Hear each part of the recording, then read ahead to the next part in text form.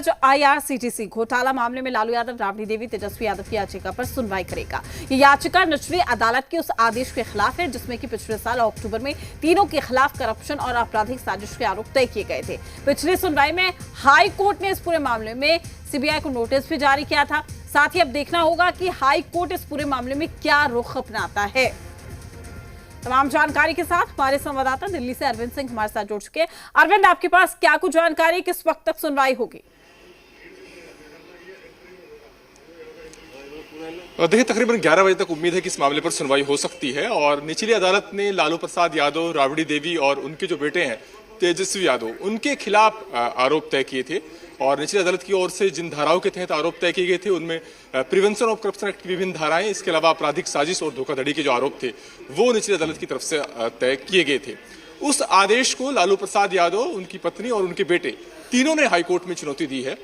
जब इस मामले को लेकर के शुरुआती सुनवाई हुई तो तीनों की तरफ से कोर्ट से यह भी गुजारिश की गई कि जब तक हाईकोर्ट ये तय करता है कि क्या निचली अदालत की ओर से आरोप तय किए जाने का फैसला कानूनी तौर पर सही है नहीं, तब तक निचली अदालत की सुनवाई पर रोक लगा दी जाए।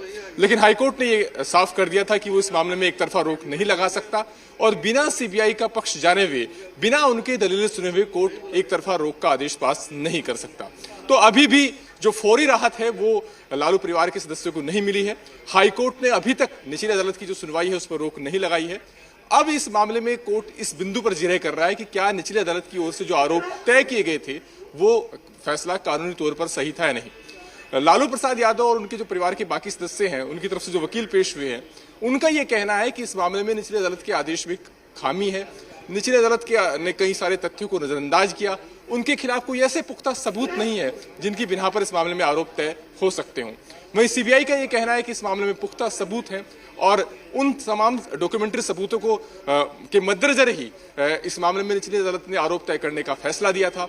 ये भी कहा गया है सीबीआई की तरफ से कि उसके पास डॉक्यूमेंट्री एविडेंस है, उसके पास वो सारे एविडेंस है जिनसे इस बात की बात साबित होती है कि जब लालू प्रसाद यादव रेल मंत्री थे उस वक्त जो ये दो होटल थे उनका कॉन्ट्रैक्ट दिया गया, उनमें गड़बड़ी हुई और कॉन्ट्रैक्ट देने में जो नियमों का जो को ताक पर रख दिया गया और इसके एवज में लालू प्रसाद यादव और उनके परिवार के सदस्यों के नाम पर जमीन हासिल की गई। तो सीधे तौर पर ये क्विड प्रो एंड क्यो का मामला है, ये सीबीआई का कहना है।